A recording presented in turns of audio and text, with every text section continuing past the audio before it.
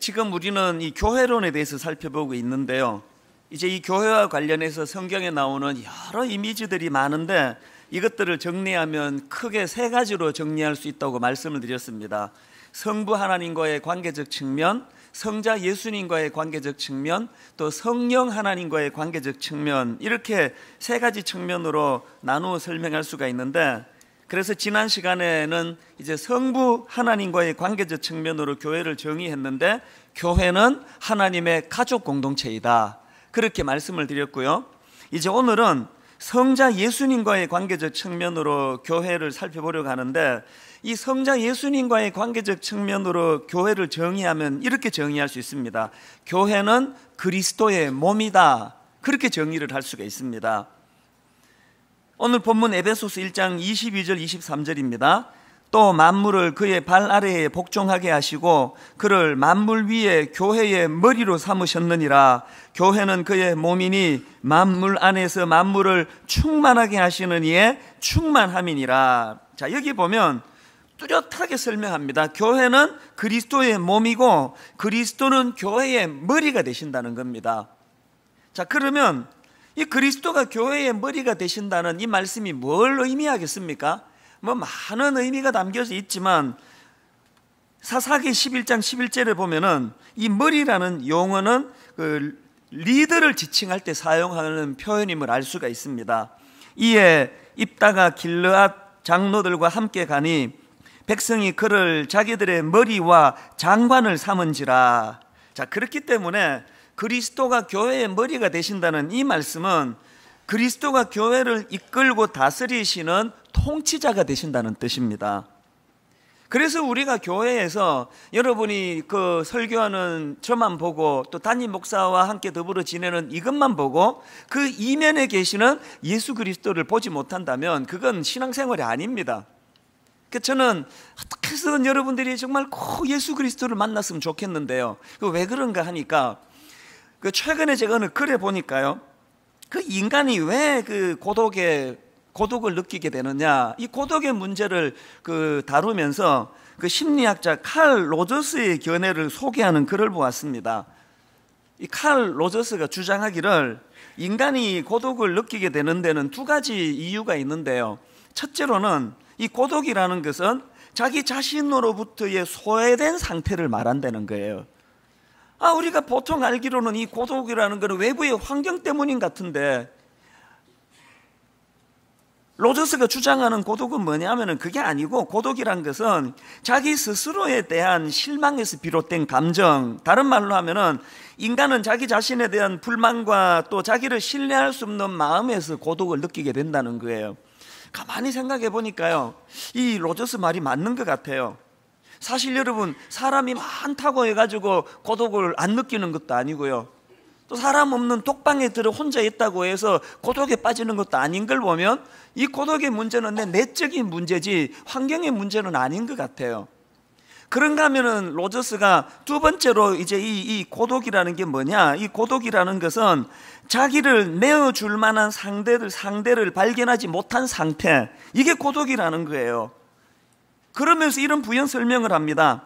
자기 전체를 내어 맡길 만한 대상, 그것이 일이든 사람이든 내가 목숨을 걸고 마지막 생을 쏟을 만한 그런 것이 없습니다. 이렇게 될 때에 불안하게 되고 자기 불신에 빠지게 되어서 고독을 느끼게 된다는 것입니다. 참 이 분석이 마음에 와닿으면서 저는 이 분석이 마음이 아파요. 오늘 우리 현대인들은요, 우리 윗대 어른들보다 훨씬 다양하고 빈번한 교제와 교류를 누리는 거 아닙니까? 인터넷으로 카톡으로 뭐로 메일로 막 여러 사람들과 관계를 맺으면서도 더 고독한 거는 뭐냐, 그런 얕은 만남에 여러 가지 것들은 행하지만 사실은 어떤 상대방 누구를 만났는데 그 사람에게 어느 정도 신뢰가 가느냐, 내가 가진 모든 것들을 다 내어줄 만큼 신뢰하는 그런 사람을 만나지 못하기 때문에 인생이 고독에 빠진다는 거예요. 여러분, 오늘 이 현대인들이 고독을 느끼는 것은 내적으로는 자기 자신을 신뢰할 수 없어서 자기 자신에게 실망해서이고, 외적으로는 내 모든 것들을 다 걸고 내어줄 만한 신뢰하는 대상을 못 만나서라면 오늘 여러분 이 시대야말로 예수 그리스도를 만나야 할 때예요. 예수 그리스도를 만나서 정말 그분을 전인격적으로 만나서 내 모든 인생을 그분에게 다 통째로 내어 맡겨도 좋으실 분이라는 그 주님을 만나야 우리 인간의 고독의 문제가 해결이 된다는 거예요. 그렇기 때문에 교회에서요, 인간 뭐 담임 목사 보고 뭐 부목사님 만나고 이걸로는 해결이 되지 않습니다. 제가 종종 우리 부교육자들에게, 젊은 목사님들에게 이런 권면을 합니다. 성도들이 왜 그 목사님들에게 상처를 받는지 아느냐? 또 때로는 막 성도님들이 화가 나가지고 막 목사님에게 들이받고 하는 거, 그거 왜 그러는지 아느냐? 그건 그만큼 기대가 크다는 말씀이다. 사실 성도님들은 목사님에게 완전히 압도당할 준비가 다 되어 있는 분들이다. 그래서 거기에 승복하고 순종하며 나갈 준비가 다 되어 있는데, 목사님들이 인격적으로 준비가 안 되고 영적으로 준비가 안 돼가지고 성도들을 압도하지 못하면은, 그러면 성도들이 상처를 받아서 그렇게 막 들이받고 화를 내고 그러는 것이다. 그렇기 때문에 저나 여러분 모두가 다 젊을 때부터 우리가 인격적으로 더 많이 성숙해지고 영적으로 더 깊은 영성을 가지기 위하여 기도 많이 하고 말씀 많이 묵상하고, 그래서 성도들을 영육간에 압도할 수 있는 그런 영성을 가져야 된다. 제가 그런 권면을 가끔씩 합니다. 사실 그렇게 권면하지만 쉬운 일이 아니에요. 그래서 이제 여러분이 목회자에게 상처 안 받는 비결을 가르쳐 드리자면요, 목회자에게 기대를 안 하는 게 상처 안 받는 일이에요. 인간은 기대의 대상이 아닙니다. 인간은 누구도 존경하고 기대하고 그런 대상이 아니고요, 인간은 그저 긍휼히 여기는 대상, 불쌍히 여기는 대상이에요. 아휴, 저 인간이 그냥 영성도 없으면서 신학교 가가지고 고생이 많구나, 그렇게 불쌍하게 저를 봐주시면 감사하겠나이다. 그게 여러분의 상처를 피하는 길이에요. 그렇기 때문에 여러분, 우리는요, 의지할 대상은 오직 예수 그리스도. 칼 로저스가 말한 것처럼 나를 압도해 줄 그 사람을 못 만나가지고 고독한 현대를 살기 때문에 주님이 나를 압도해 주시도록, 그 주님 앞에 내가 압도당할 때 내 안에 고독의 문제가 해결될 줄로 믿습니다. 그래서 바울이요, 바로 이 부분을 너무나 중요하게 생각하기 때문에 오늘 본문 에베소서 1장 17절부터 이 문제를 가지고 기도합니다. 자, 17절부터 무슨 기도를 하는지 보십시오. 우리 주 예수 그리스도의 하나님 영광의 아버지께서 지혜와 계시의 영을 너희에게 주사 하나님을 알게 하시고, 또 그 다음은 18절 19절도 보십시오. 너희 마음의 눈을 밝히사 그의 부르심의 소망이 무엇이며 성도 안에서 그 기업의 영광의 풍성함이 무엇이며 그의 힘의 위력으로 역사하심을 따라 믿는 우리에게 베푸신 능력의 지극히 크심이 어떠한 것을 너희가 알게 하시기를 구하노라.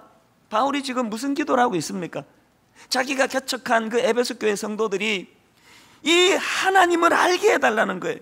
또 그 하나님의 지극히 크신 능력을 누리고 경험할 수 있도록 하나님의 능력을 깨닫게 해달라는 거예요. 그런데 중요한 게 뭐냐면요, 그렇게 지극히 크신 하나님의 능력을 기도하고 있는 바울이 그 하나님의 능력의 물꼬를 어디로 연결되는 걸 그가 간파하고 있는가 하면은 20절부터 이런 기도를 드립니다. 그의 능력이 그리스도 안에서 역사하사 죽은 자들 가운데서 다시 살리시고 하늘에서 자기의 오른편에 앉히사 모든 통치와 권세와 능력과 주권과 이 세상뿐 아니라 오는 세상에 일컫는 모든 이름 위에 뛰어나게 하시고 또 만물을 그의 발 아래에 복종하게 하시고 그를 만물 위에 교회의 머리로 삼으셨느니라. 지금 바울이 기도의 이 흐름을 보세요. 하나님의 크신 능력을 너희들이 좀 깨닫게 되기를 바란다. 그런데 그 하나님의 크신 능력이 어디로 흘러갑니까? 십자가 지신 예수 그리스도를 다시 살리시고 그 예수 그리스도를 만물이 그 앞에 굴복할 수 있는 강력한 자리로 인도하시고 그 강력한 예수 그리스도께서 교회의 머리가 되신다는 사실을 에베소 교회 성도들이 자각하기를 원합니다. 그 기도를 드리는 거예요.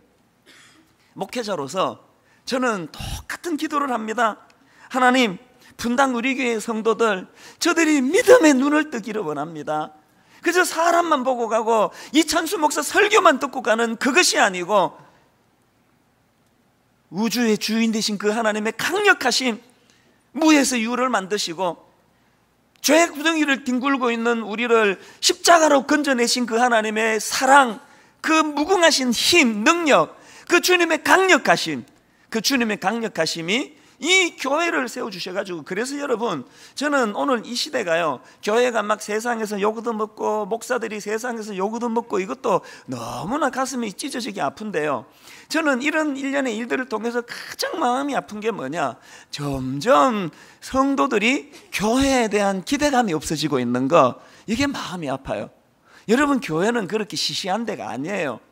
스티븐 호킹 이야기를 가끔 드리잖아요. 비록 그는 뇌성마비, 중증인 장애를 가지고 휠체어를 의지하고 몸을 가누지 못하는 사람이지만, 아무도 스티븐 호킹을 시시한 인생이라 말하지 않는 것은 그에게 비상한 두뇌 머리를 가졌기 때문에 모두가 다 그의 실력을 인정하는 거예요. 여러분, 오늘 교회에 이제 다음 주 그 설명하겠지만, 지체된 우리들이 여기 골마 터지고 저기 골마 터지고 또 그 입 역할을 하는 목사들이 변질이 돼서 헛소리가 새어나오고 하는 이런 현상이 있지만, 여전히 교회는 위대한 거예요. 왜? 예수 그리스도가 교회의 머리 되세요. 예수 그리스도가 교회의 머리됨을 자각하는 그때부터 교회는 놀랍고 놀라운 영광의 자리, 놀랍고 놀라운 능력의 자리로 나타날 줄로 믿습니다. 이 기대감을 갖기 시작하는 거예요.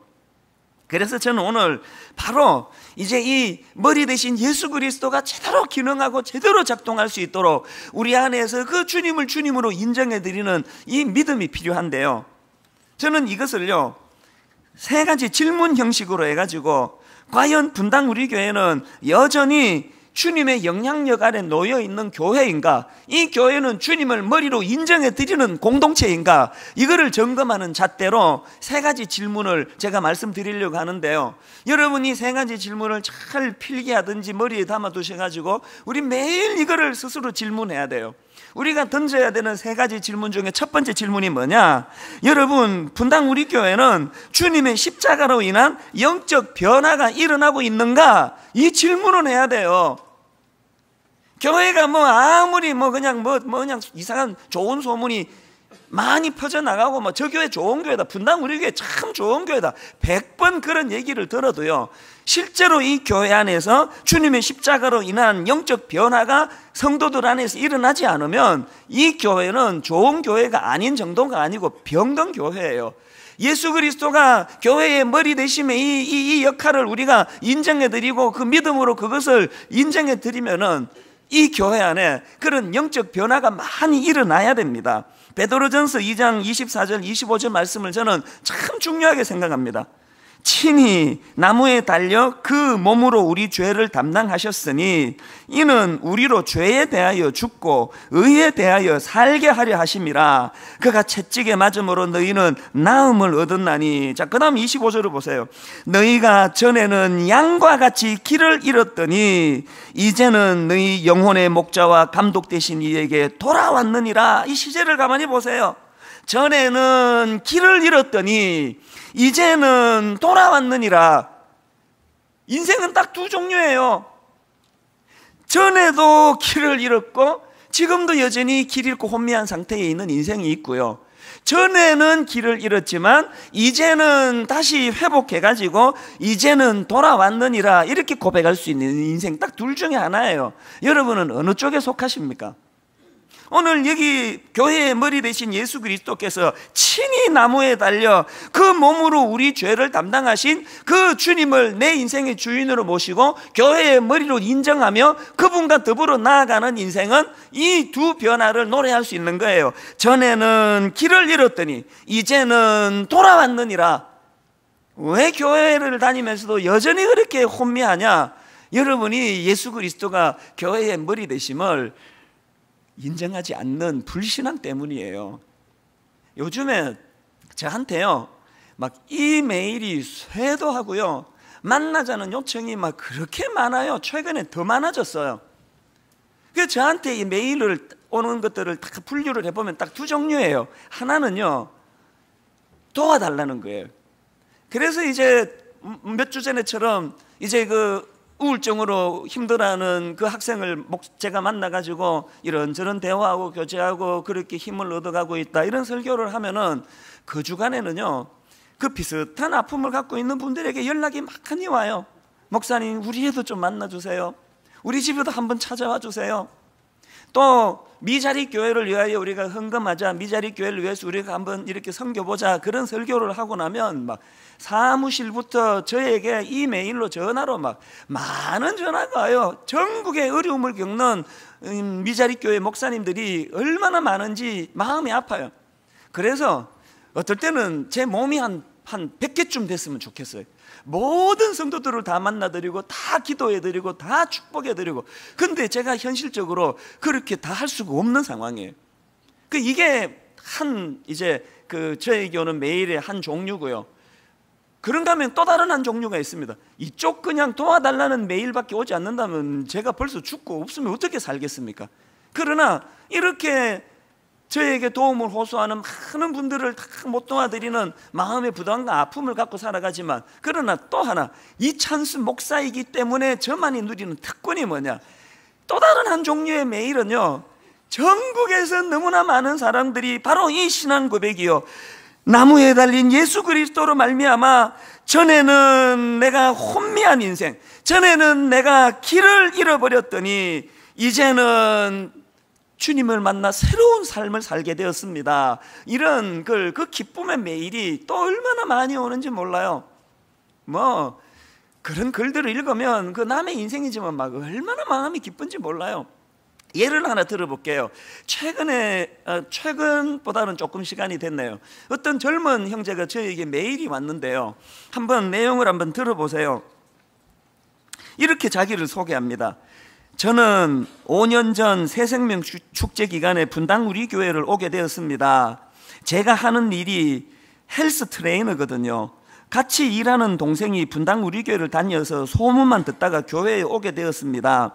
그때의 저의 상태는 한마디로 정말 만신창이였습니다. 얼마 전 목사님 설교 말씀처럼 사울과 같은 울분을 끊임없이 확대 재생산하는 그런 악한 사람이었습니다. 중고등학교 때는 방황의 연속이었고, 중학교 때부터 줄곧 하루에 담배를 2갑 이상 피웠고, 술은 고등학교 때부터 하루에 5병 내지 7병은 마셨던 것 같습니다. 문제는 술을 마시면 변하는 저의 분노였습니다. 폭행과 폭언을 일삼으며 분당 지역에서는 저의 이름을 모를 사람이 없을 정도로 사고를 치고 경찰서에 붙잡혀 가는 게 다반사였습니다. 그 과정에서 저에겐 악한 유혹들, 그러니까 조직폭력배 같은 그런 제의도 많이 받았었고, 저를 제어하지 못할 지경에까지 왔습니다. 25살 저는 때려서 합의금으로 인해 병원비가 1억 5천만 원이라는 빚이 생겼고, 대학교는 자퇴를 하게 되었고, 집에서는 거의 내놓은 자식이 되었습니다. 그렇게 목숨처럼 아꼈던 친구들이 부르면 나가 대신 싸우고, 경찰서에 붙잡히면 병원비로 인해 도움을 청하면 모르는 척하면서 친구 관계도 끊어지게 되었습니다. 어디 한 군데 의지할 곳이 없었고, 제 힘으로 어떻게든 해보려고 했지만 벽에 부딪히고 말았습니다. 하루하루 술이 없으면 견디기 힘들어 알코올 중독에 걸려 수전증이 왔고, 안면 떨림 현상도 같이 왔습니다. 아침, 점심, 저녁 할 것 없이 술 없인 밥도 잘 먹질 않았고, 하루에 7병이 넘는 술을 마시고 또 마셨습니다. 제가 내용이 길어서 중간에 다 걸러내서 그렇죠. 사실 분량은 이거의 한 2배 되는 분량이에요. 너무나 혼미한 그런 인생을 살던 젊은이에요. 그런데 여러분, 이분의 삶에 어떤 변화가 왔는지 그 다음 한번 들어보시기 바랍니다. 같이 일하는 동생의 권유로 별 기대 없이 분당 우리 교회에 가게 되었습니다.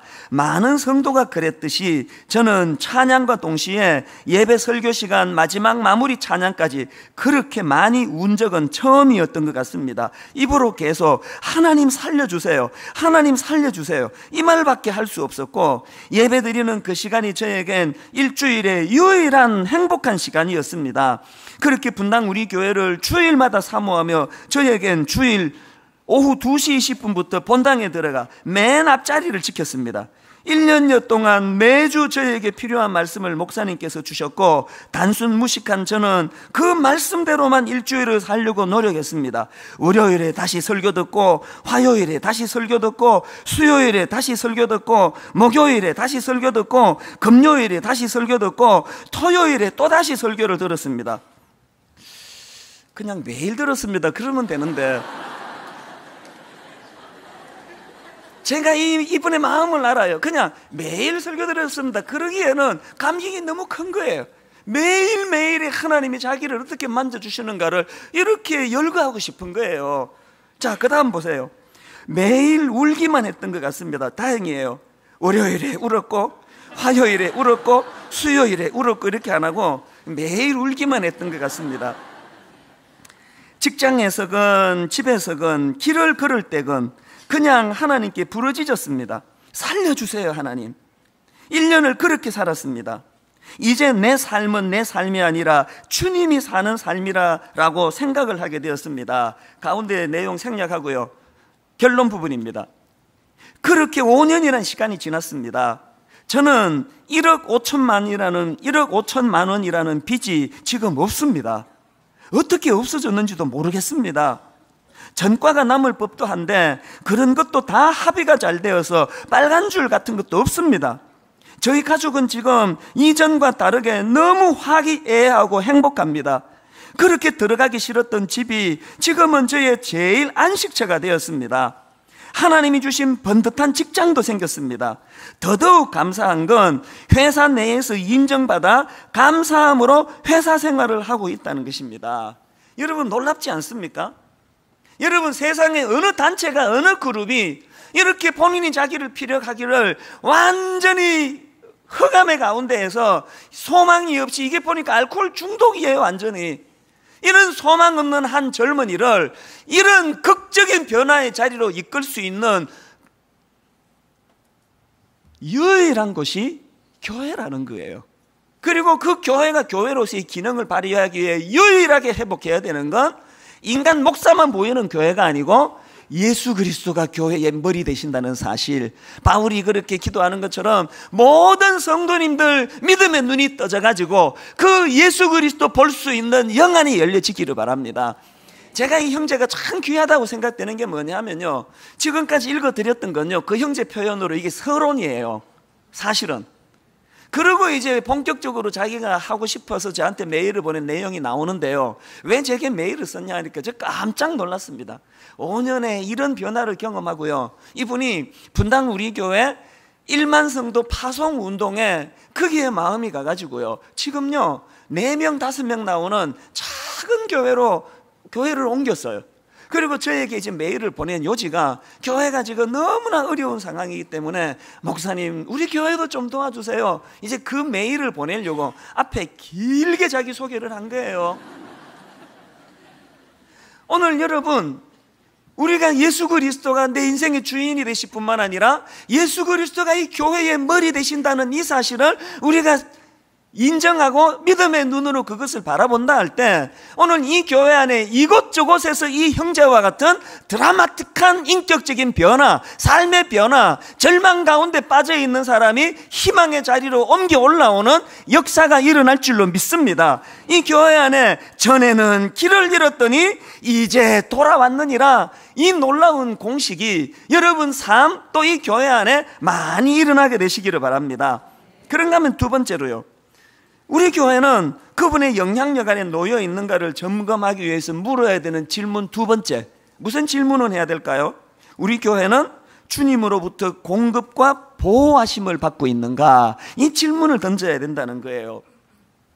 그 존 파이프 목사님이 쓰신 결혼신학이라는 책에 보면은요, 저자가 에베소서 5장을 인용해가지고요, 이 교회가 그리스도와 교회의 관계를, 이제 이 남편과 아내와의 관계를 가지고 교회를 설명하는 게 에베소서 5장 아닙니까? 그것을 이제 인용한 걸 내가 봤는데요. 자, 에베소서 5장 23절을 보십시오. 이는 남편이 아내의 머리됨이 그리스도께서 교회의 머리 된 것 같음이니 그가 바로 몸의 구주시라. 그러면서요, 이 남편이 아내의 머리 된다는 게 뭘 의미하는가를 부연 설명을 25절에서 이렇게 합니다.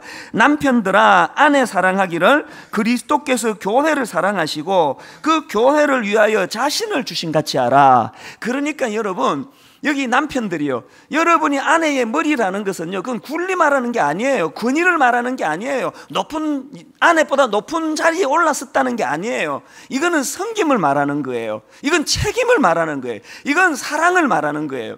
자, 그러면서 29절 30절에 보니까요, 누구든지 언제든지 자기 육체를 미워하지 않고 오직 양육하여 보호하기를 그리스도께서 교회에게 한과 같이 하나니 우리는 그 몸의 지체임이니라. 그러면서 여러분, 그리스도가 교회의 머리됨이 어떤 기능을 갖고 있는가를 양육하고 보호하는 것으로 설명합니다.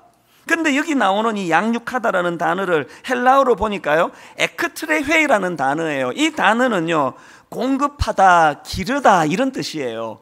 그리고 또 보호하다라는 이 단어는 헬라어로 탈페이라는 단어인데 소중히 여기다라는 뜻이에요.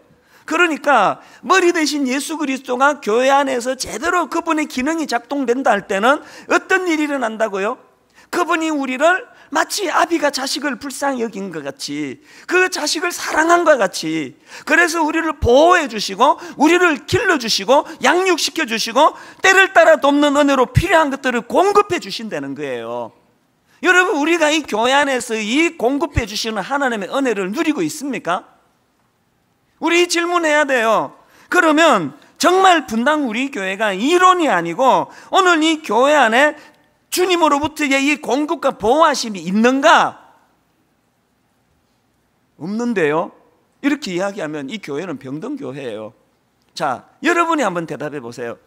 여러분은 여러분의 가정 안에서, 또 여러분은 여러분의 개인의 삶 속에서 하나님께서 여러분의 인생의 주인 되시고 십자가 지신 예수 그리스도가 여러분의 머리가 되어 주심으로 말미암아, 여러분 인생의 통치자 주인이 되어 주심으로 말미암아 시마다 때마다 필요를 따라 공급을 주님으로부터 받고 있습니까? 그분의 보호하심을 누리고 경험하고 있습니까? 이 질문에 선뜻 대답하기 어려운 분들은 그 다음 존 파이프 목사님의 이야기를 잘 들어보세요. 왜 그런 일이 일어나느냐? 난 왜 그걸 못 느끼느냐? 그분이요, 결혼신학이라는 책에서 이런 이야기를 합니다. 결혼 생활을 유지한다는 것의 핵심이 사랑을 유지하는 것이 아니라 언약을 지키는 것이라는 점입니다. 이게 뭘 이야기합니까? 저도 주례하면서 이야기를 종종 합니다. 여러분, 가정이라는 것은요, 사랑으로 유지되는 거 아닙니다. 많은 사람들이 여기서 지금 오해를 하는 거예요. 가정이라는 것은 사랑으로 유지하는 거 아니에요. 그래서 내가 신혼 때만 아내한테 사랑이 많이 가면은 가정을 유지하고, 그 사랑이 식어가지고 바깥에 이상한 여자한테 내 사랑이 가면은 또 막 바람을 피고 뭐 딴 살림 차리고, 이게 지금 여기서 또 혼돈이에요. 가정은요, 사랑으로 유지되는 게 아니에요. 가정은 언약으로 유지되는 거예요. 하나님 앞에서 결혼할 때 내가 이 부실한 남자, 부실한 아내를 만나가지고 하나님, 내가 지금부터 죽을 때까지 이 남자만을 사랑하겠습니다라고 약속한 그 약속을 지켜내려고 처절하게 몸부림치는 곳, 이게 가정이라는 거예요. 여기 사랑이 식은 분 계시죠? 좀 있으면 다시 또 뜨거워져요. 기다리면 돼요. 내가 지금 내 남편, 아내에게 얼마나 사랑이 뜨겁나, 이건 가정의 유지에 별로 중요한 거 아니에요. 내가 하나님 앞에서 이 사람만을 사랑하기로 내가 약속했기 때문에 하나님, 내가 이 약속을 잘 지킬 수 있도록 힘주시기 원합니다. 그렇게 주님께 간구하면 주님은 고 예뻐가지고 사랑하는 감정까지도 선물로 주시는 거예요. 존 파이프가 이 이야기를 하면서요, 이거를 교회에다가 대비를 하는 거예요. 똑같은 이치로요. 아까 여러분, 제가 이 질문을 드렸을 때 여러분은 주님으로부터 공급하심을 경험하고 있습니까? 주님의 보호하심을 맛보고 있습니까? 내가 이렇게 질문할 때 선뜻 그렇습니다, 아멘, 이렇게 대답할 수 없는 사람들은 왜 그러냐? 이게 언약의 관계라는 게, 언약의 관계. 예수님께서 하셔야 될 일이 뭐예요? 그분은 나의 머리가 되어 주셔서 때를 따라 돕는 은혜로 나를 도와주시고 공급해 주시고 내 인생을 돌보아 주시는 일을 하셔야 되고, 그런가 하면 우리가 해야 되는 게 뭐예요? 그분을 내 인생의 주인으로, 그분을 교회의 머리로 인정해 드리는 언약이 필요하다니까요. 선포가 필요하다니까요. 여러분들이 교회로 왔다 갔다 하는지는 모르지만, 여러분들이 모태신앙인지는 모르지만, 5대째 예수 믿는지는 모르지만, 심지어 권사인지 모르지만, 장로인지 모르지만, 또 심지어 목사인지는 모르지만, 그게 하나님과의 관계의 열쇠가 되는 게 아니고, 내가 하나님의 백성이요, 나는 교회의 일원으로 그리스도가 이 교회의 머리 되심을 내가 믿습니다. 주님은 내 인생의 주인 되시고 내 인생의 때를 따라 돕는 은혜로 나를 도와주시는 내 영혼의 구세주임을 내가 믿습니다. 이 고백을 내가 해야 된다는 거예요. 맨날 내가 여기서 이 썰렁한 이야기를 하잖아요. 매번 똑같은 걸 해도 매번 웃으시기 때문에 용기를 얻어서 오늘 또 하려고 그러는데요, 뭐 일 조금만 안 되면 여러분 하나님 갖다 대는 거 아닙니까? 이번에 우리 애가 수능시험 떨어졌단 말이에요. 그러면 모든 책임은 하나님께 돌리면 갑자기 믿음이 막 출중해져가지고, 왜 안 도와주시느냐고, 우리 딸, 왜 우리 아들 안 도와주시느냐고, 왜 안 도와주시느냐고 막 그렇게 하나님께 여러분들이 원망을 돌리잖아요. 그럴 때 하나님의 말씀은 딱 한마디예요. 목욕탕에 가봐라. 내가 거기서 답 다 써놨다. 뭐라고 써놓으셨던가요? 맡기지 않은 물건은 책임지지 않습니다. 오늘 또 웃으신 여러분 축복합니다. 네가 언제 맡겼는데? 네가 언제 나를 너 인생의 주인으로 한 번이라도 네가 나를 대접했는데? 언제 네 인생을 내게 맡겼길래 네 멋대로 생활하고 네 하고 싶은 대로 생활하고 마치 하나님 없는 인생처럼 그렇게 살다가 네가 절지를 놓고 왜 나한테 맨날 이렇게 원망을 해? 맡기지 않은 물건은 책임지지 않는데요. 여러분, 우리가 정말 하나님의 일하심, 하나님의 공급하심, 하나님의 보호하심, 여러분 아비가 자식을 불쌍히 여기는 같은 하나님의 긍휼을 경험하고 싶으면 이 언약이라는 게 뭐예요? 그분은 나의 하나님이 되시고 또 하나님은 나를 그분의 백성으로 인정해 주시고 삼아 주시는, 그래서 우리 남편은 가정을 돌보고 양육하고 그 머리로서의 책임이 있고, 아내는 그 남편을 인정해야 돼요. 그렇게 무시하고 그러면서 좋은 게 나오지 않잖아요. 머리됨을 인정하고 또 머리되는 남편은 그 가정을 양육하고 보호할 이 책임을 가지고 살아가듯이 교회도 그 원리가 작용이 된다면, 저는 분당 우리 교회의 머리가 절대 인간 이찬수 목사가 아니고, 저는 하나님의 심부름꾼에 불과하고 교회의 통치자, 교회의 주권자, 교회의 머리는 예수 그리스도이심을 입술로 고백하고 믿음으로 받아들이는 여러분 되시기를 주님 이름으로 축복합니다. 마지막 세 번째로요, 우리가 물어야 되는 질문이 하나 더 있습니다. 우리 교회는 주님의 성품을 닮아가는 공동체인가? 이 질문을 해야 돼요. 우리가 아는 그 성경에 나오는 고린도 교회는 외적으로 여러 다양한 은사와 신비로운 능력이 많이 나타났던 교회예요. 오늘날에도 그런 교회들이 좀 있잖아요. 그런데 여러분이 겉으로 보기에 대단히 좋아 보이는 고린도 교회였지만요, 내막을 들어가 보면은 이 교회가 병든 교회예요. 내적으로는 분파주의에 빠져가지고 교회 안에 파가 갈라가지고 나는 바울파다, 나는 아볼로파다, 나는 게바파다, 나는 예수파다, 그렇게 서로 분쟁하고 다투고 싸우고 있었고요. 또 그런가 하면은 얼마나 성적으로 문란한, 이게 참 이상하잖아요. 아니 교회 안에 그렇게 놀라운 신비로운 은사들이 나타나는 교회가 어떻게 이렇게 성적으로 문란할 수 있느냐고요. 오늘 교회 안에요, 정신 안 차리면요, 이 성적인 이 세상의 이 무서운 값이 다 무너져요. 저는 그게 가장 두렵고 두려워요. 오늘 우리 주일학교 선생님들끼리 성가대 안에 정신 안 차리면요, 정말 무서운 엄난의 영이 들어가 가지고요, 교회 안에 가정을 파괴시키는 무서운 악한 일들이 현실적으로 일어날 수 있다는 걸 자각해야 돼요. 고린도 교회가 그런 교회였습니다. 그럼 왜 이렇게 되었나? 성적인 타락만 놓고 봐도요, 그 고린도 지역을 여러분 다 아시죠? 그 고린도 지역은요, 문란하기 짝이 없던 도시였습니다.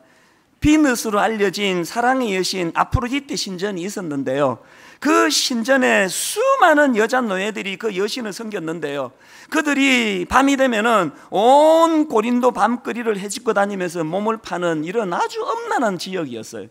그런데 여러분, 고린도 교회 성도들이요, 그렇게 외적으로는 신비로운 하나님 은사를 사모했지만 그러나 내적으로 실제적으로는 그들이 누구 영향을 받았습니까?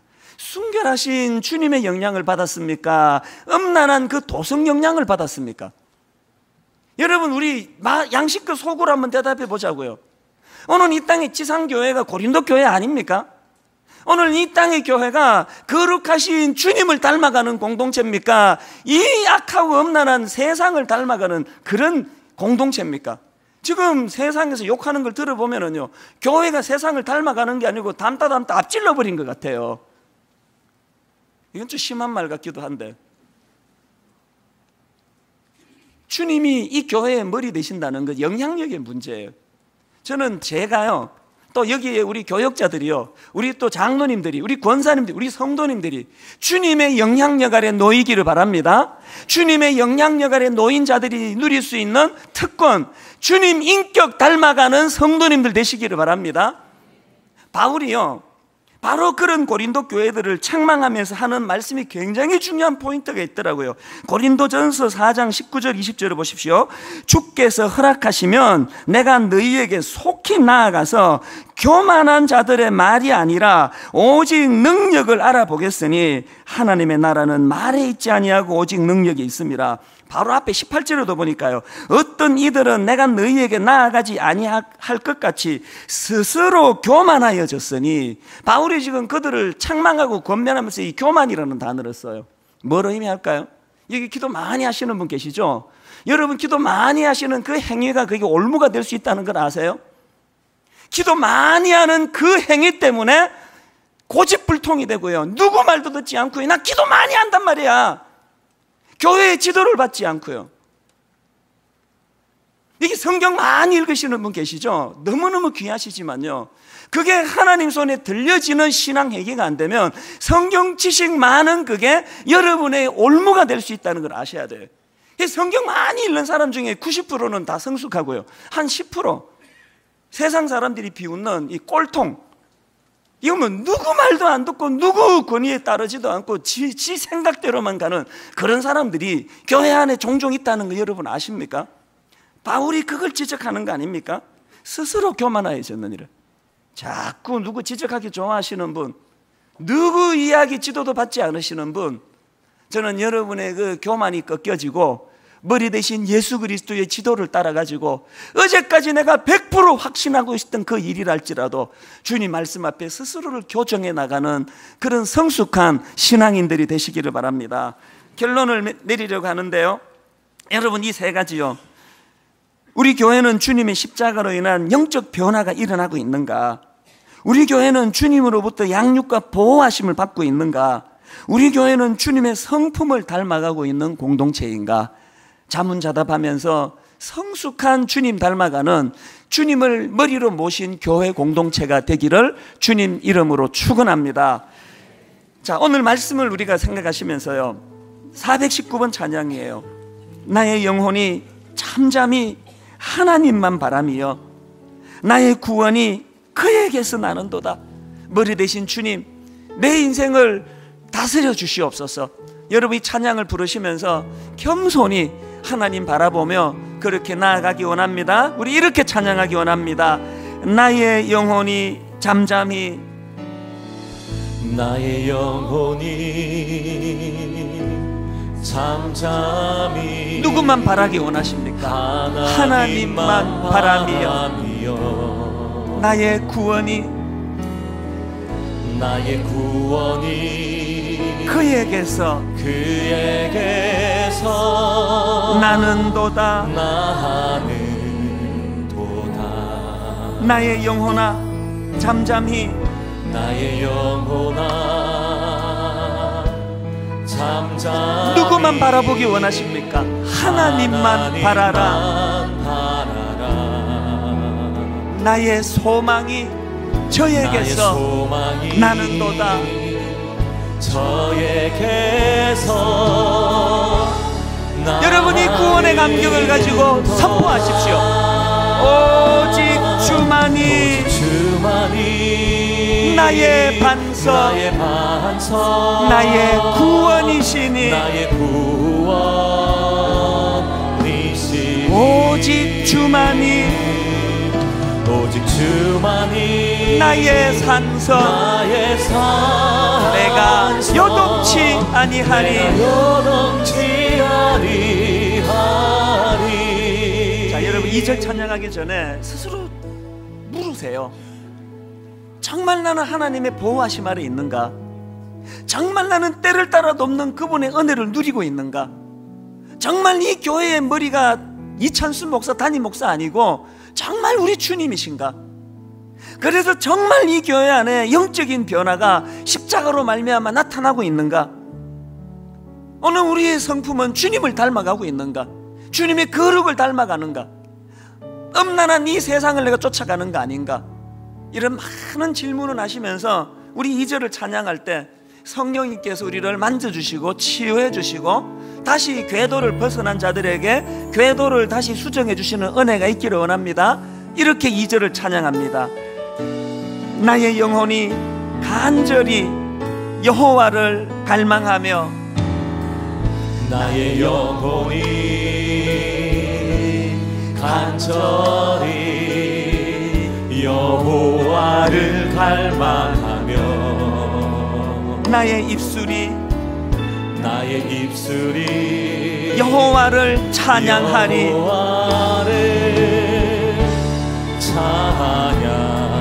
여러분 이렇게 사모하십시오. 나의 영혼이 즐거이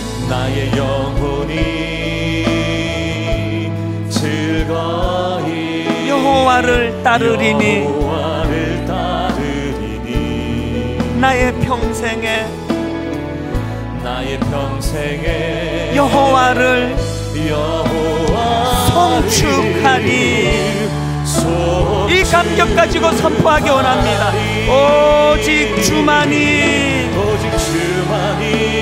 나의 반석, 나의 구원이시니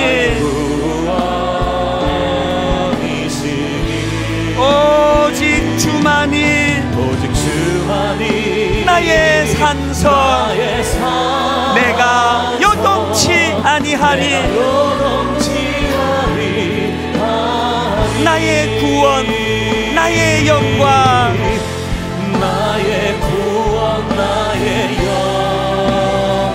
누구에게 있습니까? 하나님께 있으니 내 힘의 반석과 피난처 되시네. 여러분 이 은혜를 누리며 신앙생활 하시기 원합니다. 오직 주만이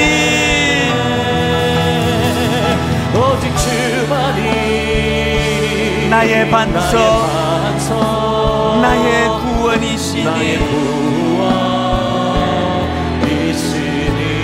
오직 주만이 나의 산성, 내가 요동치 아니하니. 나의 구원, 나의 영광, 힘있게 선포하십니다. 하나님께 있으니. 여러분 이거 아세요? 내 힘의 반석과 위기를 만날 때마다 피난처 되시는 주님.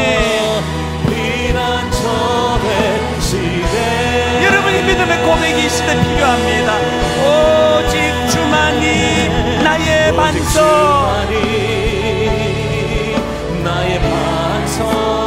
나의 구원이시니.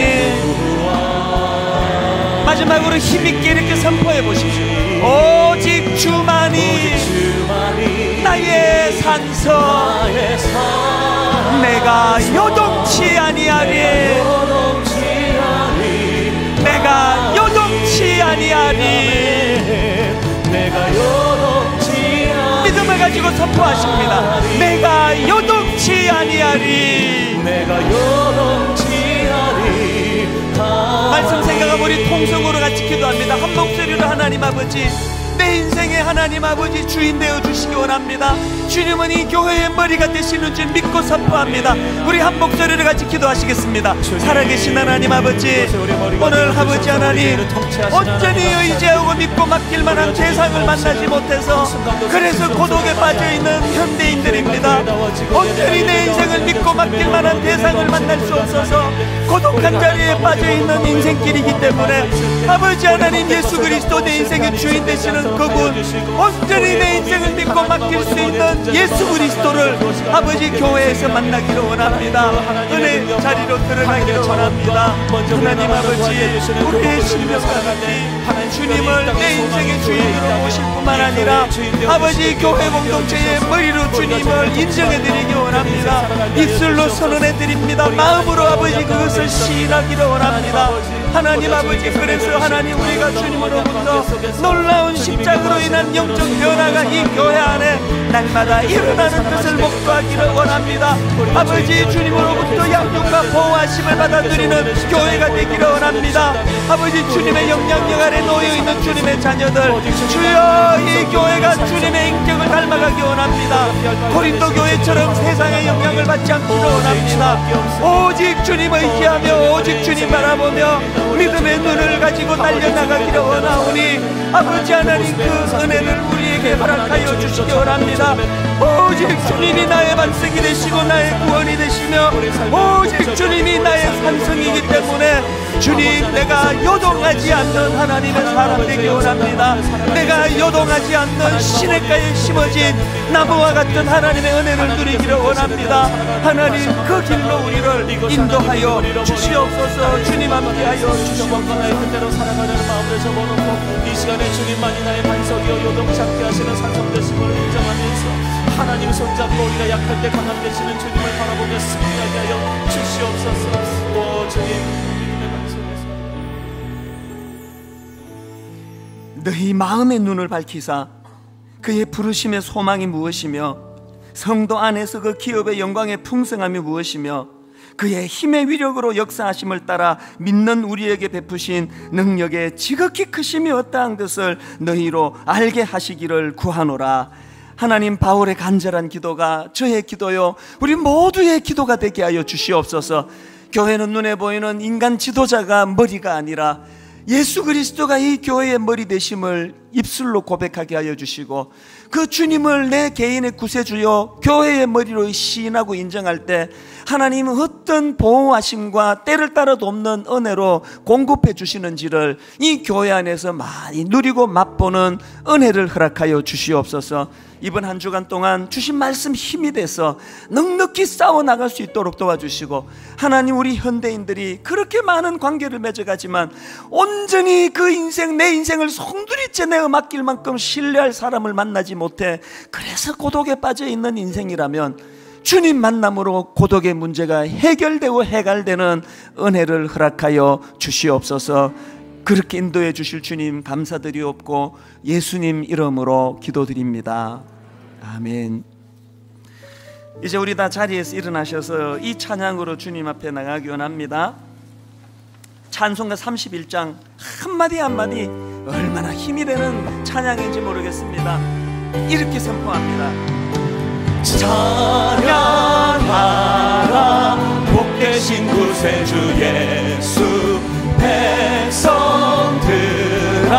사랑을 전하세. 경배하라 하늘의 천군과 천사, 주님 앞에 영광을 돌리세. 목자 같이 우리를 지키시고 종일 품에 늘 안아주시니 찬양하라 찬양하라 높으신 권세를 찬양 영원히 드리세. 3절입니다. 찬양하라 찬양하라 복되신 되신 구세주의 천사들아 즐겁게 찬양해 즐겁게 찬양해 구주 예수 영원히 다스리시 면류관을 주 앞에 드리세 무엇을 찬양하기 원합니까? 구주 예수 세상을 이기시고 영광 중에 또다시 오시니 아멘. 찬양하라 높으신 권세를 찬양하라